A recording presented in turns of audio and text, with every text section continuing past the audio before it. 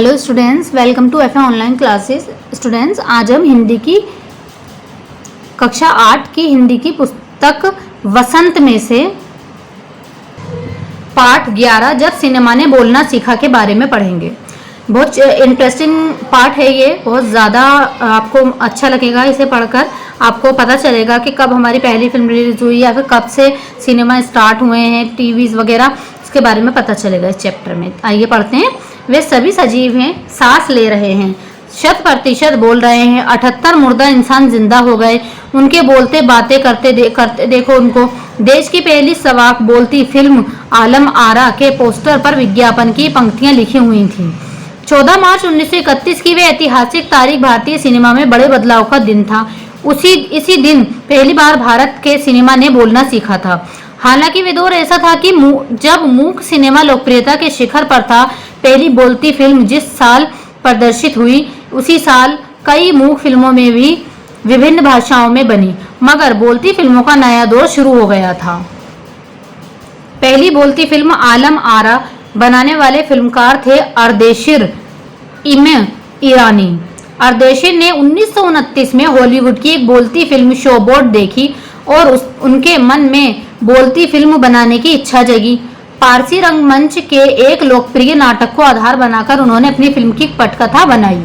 इस नाटक के कई गाने जो कि त्यो फिल्म में ले लिए गए। एक इंटरव्यू में अर्देशिर ने उस वक्त कहा था, हमारे पास कोई संवाद लेखक नहीं था, गीतकार नहीं था, संगीतकार नहीं था, इन सब की शुरुआत होनी थी।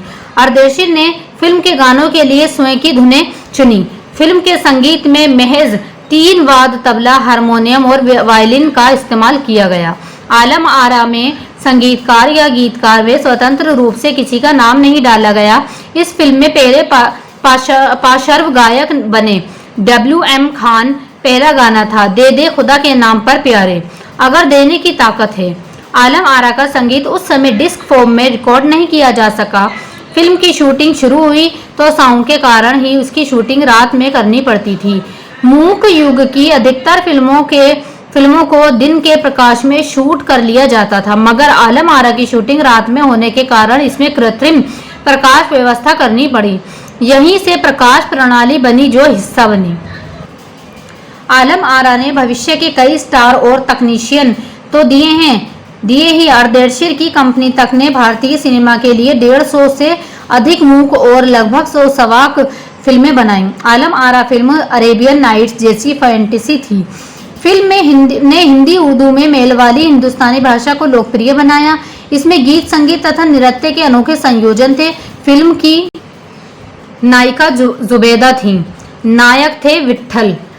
वे उस दौर के सर्वाधिक पारिश्रमिक पाने वाले स्टार थे। उनके चयन को लेकर भी एक हिस्सा काफी चर्चित है। विट्ठल को उर्दू बोलने में मुश्किलें आती थी। पहले उनका बतौर नायक चयन किया गया, मगर इसी कमी के कारण उन्हें हटाकर उनकी जगह महबूब को नायक बना दिया गया। विट्ठल नाराज हो गए और अपना हक पाने के लिए उन्होंने मुकदमा कर दिया। उस दौर में उनका मुकदमा मोहम्मद अली जिन्ना ने लड़ा जो तब के मशहूर वकील हुआ करते थे। विट्ठल मुकदमा जीते और भारत की पहली बोलती फिल्म के नायक बने।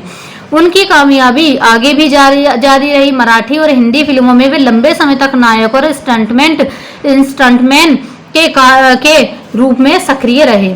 इसके अलावा आलम आरा में सोहराब मोदी, पृथ्वीराज कपूर, याकूब और जगदीश सेठी जैसे अभिनेता भी मौजूद रहे। आगे चलकर जो फिल्मोद्योगों के प्रमुख स्तंभ बने। यह फिल्म 14 मार्च 1931 को मुंबई के मैजेस्टिक सिनेमा में प्रदर्शित हुई।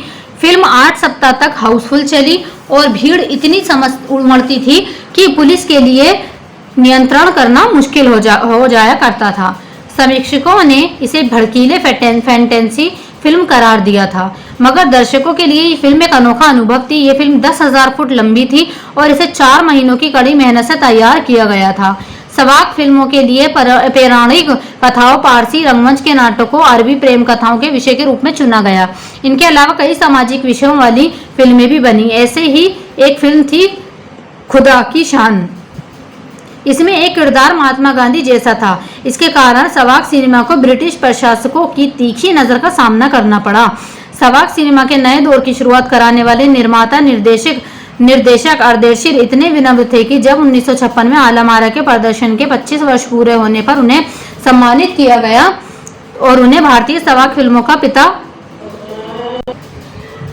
कहा गया, तो उन्होंने उस मौके पर कहा था, मुझे इतना बड़ा खिताब देने की ज़रूरत नहीं है, मैंने तो देश के लिए अपने हिस्से का ज़रूरी योगदान दिया है। देखिए, जैसे कि इसमें बताया गया है कि ये चीज़ हमारे लिए जानना बहुत ज़रूरी है, क्योंकि अब के वक्त में और पहले के वक्त में बहुत फ़र्क था। लेकिन ये हमें पता होना चाहिए कि आखिर कब से किस चीज़ की शुरुआत कब से की गई।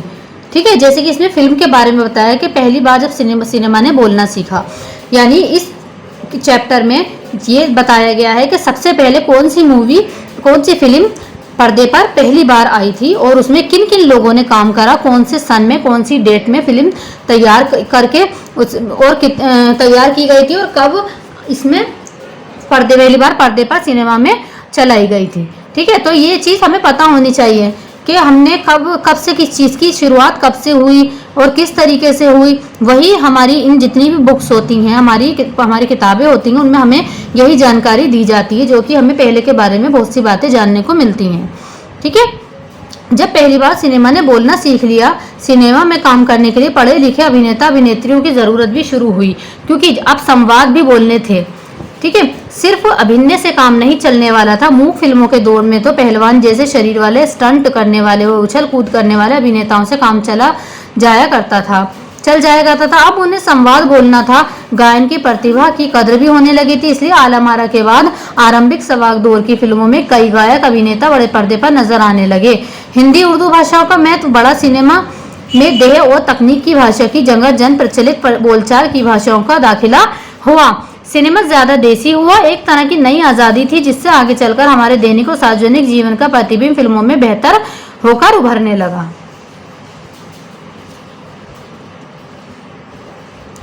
भारतीय सिनेमा अभिनेताओं अभिनेत्रियों की लोकप्रियता का असर उस दौर के दर्शकों पर भी खूब पड़ रहा था। माधुरी नाम की फिल्म में नायिका सुलोचना की हेयर स्टाइलिस्ट उस दौर में औरतों में लोकप्रिय थी।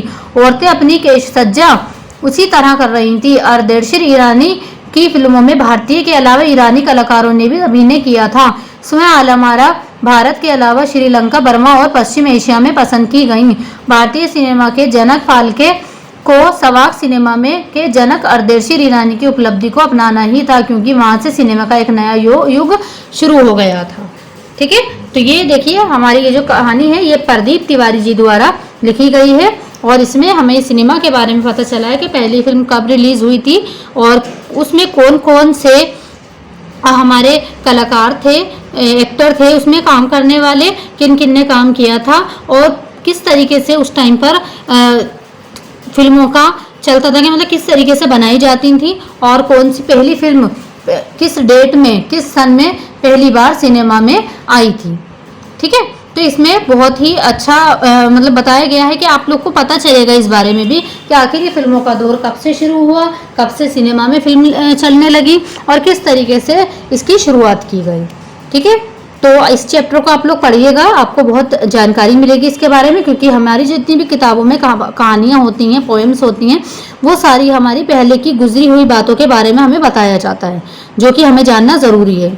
आज जो हो रहा है वो हमारे सामने है, लेकिन जो पहले हो चुका है हम उसके बारे में भी जानना ज़रूरी है कि आखिर पहले का वक्त कैसा था, पहले क्या क्या हो चुका है, ये चीज़ अगर शुरू हुई है तो ये कैसे शुरू हुई है, क्यों शुरू हुई है, कब शुरू हुई थी, इसका शुरू होने का वजह क्या थी। तो इन सब बातों के बारे में जानना ज़रूरी होता है। उसके लिए हमें इन किताबों को अच्छे से ध्यानपूर्वक पढ़ना होगा।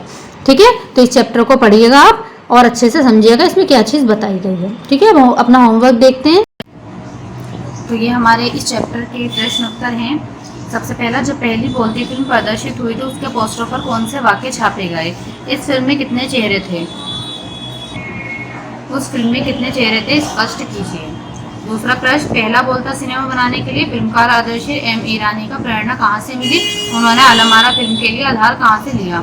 तीसरा प्रश्न, विट्ठा का चयन आलम आरा फिल्म के नायक के रूप में हुआ, लेकिन उन्हें क्यों हटा दिया गया था? प्रश्न, और पहली सवाक फिल्म का निर्माता निर्देशक अर्देशीर को जब सम्मानित किया गया तो सम्मानकर्ताओं ने उनके लिए क्या कहा था? ठीक है, तो ये 4 प्रश्न है, इनके उत्तर दिखा देती हूँ आपको। प्रश्न 1 प्रश्न 1 का उत्तर है, देश की पहली बोलती फिल्म के विज्ञापन के लिए छापे गए वाक्य इस प्रकार थे। वे सभी सजीव सांस ले रहे हैं, 100% बोल रहे हैं, 78 मुर्दा इंसान जिंदा हो गए, उनको बोलते बालते करके बातें करते देखो। इस प्रकार आलम आरा में कुल मिलाकर 78 चेहरे थे। प्रश्न 2 का उत्तर है, फिल्मकार आदेशिर एम ईरानी ने 1929 में हॉलीवुड की एक बोलती फिल्म शो बोट देखी थी और तभी से उनके मन में बोलती फिल्म बनाने की इच्छा जागी। इस फिल्म का आधार उन्होंने पारसी रंगमंच के लिए एक लोकप्रिय नाटक से लिया था। प्रश्न 3 का उत्तर है, विट्ठल को फिल्म से इसलिए हटाया गया क्योंकि उन्हें उर्दू बोलने में परेशानी होती थी। उन्हें अपना हक पाने के लिए उन्होंने मुकदमा कर दिया। तत्कालीन सुप्रसिद्ध वकील मोहम्मद अली जिन्ना ने उनका मुकदमा लड़ा। विट्ठल मुकदमा जीतकर भारत की पहली बोलती फिल्म के नायक बने। प्रश्न 4 का उत्तर है, पहली सवाक फिल्म को निर्माता निर्देशक अर्देशीर को प्रदर्शन के 25 वर्ष पूरे होने पर सम्मानित किया गया और उन्हें भारतीय सवाक फिल्मों का पिता कहा गया। तो उन्होंने उस मौके पर कहा था, मुझे इतना बड़ा खिताब देने की ज़रूरत नहीं है, मैंने तो देश के लिए अपने हिस्से की ज़रूरी योगदान दिया है। तो ये आपके प्रश्न 4 थे जो कि आपकी इस चैप्टर के प्रश्न उत्तर थे जो कि आपको अपनी नोटबुक में नोट करने हैं। ये आपका ग्रामर है। प्रश्न 2, उपसर्ग और प्रत्यय दोनों ही शब्दांश होते हैं। वाक्य में इनका अकेले प्रयोग नहीं होता। इन दोनों में अंतर केवल इतना होता है कि उपसर्ग किसी भी शब्द में पहले लगता है और प्रत्यय बाद में। ठीक है। हिंदी के सामान्य उपसर्ग इस प्रकार हैं, आ, अन, नि, दु, का, कु, सा, सु, अधे, बिन, हो आदि। पाठ में आए उपसर्ग और प्रत्यय का युक्त शब्दों के कुछ उदाहरण नीचे दिए जा रहे हैं। जैसे मूल शब्द वाक, उपसर्ग हमारा स्टार्टिंग में लगता है तो सा, ठीक है, प्रत्यय बाद में लगता है, जिसमें प्रत्यय कुछ है नहीं, तो शब्द क्या बना हमारा सवाक। लोचन उपसर्ग सु, ठीक है, प्रत्यय हमारा आ, यानी सु उपसर्ग शुरू में लगता है, प्रत्यय बाद में लगता है, तो क्या हो गया सुलोचना। फिल्म उपसर्ग कुछ नहीं है शुरू में, प्रत्ययकार आगे लगा है हमारा प्रत्ययकार, यानी शब्द बना हमारा फिल्मकार। कामयाब उपसर्ग कुछ नहीं है हमारा, प्रत्यय लगा है हमारा बड़ी ई, यानी कामयाबी। ठीक है।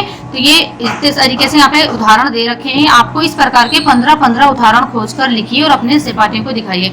यानी आपको 15-15 उदाहरण ऐसे ही बनाने हैं, बिल्कुल इस तरीके से टेबल के अकॉर्डिंग जैसे कि बनाए। यहाँ पे कुछ शब्द लिखने हैं, उसमें उपसर्ग या प्रत्यय लगाकर आपको शब्द तैयार करना है। ठीक है। 15-15 वाक्य आपको अपनी ग्रामर की कॉपी में नोट करना है। इसके अलावा आपके इस चैप्टर के इस पार्ट के शब्दार्थ हैं ये, सवाक फिल्म यानी कि मूक फिल्म के बाद पार्श्व गायक बनी बोलती फिल्म। पटकथा फिल्म के लिए डिस्क फॉर्म लिखी जाने वाली कहानी, किरदार। संवाद फिल्म में की जाने वाली बातचीत यानी खिताब। ठीक है। तो ये आपके 3 वो हैं शब्दार्थ, ये आपको अपनी नोटबुक में नोट करने हैं प्रश्न उत्तर के साथ, और ग्रामर का वर्क आपको ये ग्रामर में करना है 15-15 उदाहरणों के साथ। तो ये चैप्टर आपका ये पार्ट यहाँ पे क्वेश्चन आंसर शब्दार्थ और ग्रामर के साथ यहाँ पे कंप्लीट होता है। सारा वर्क अपना अच्छे से नोटबुक में नोट करिए और शब्दार्थ को याद करिए। Thank you.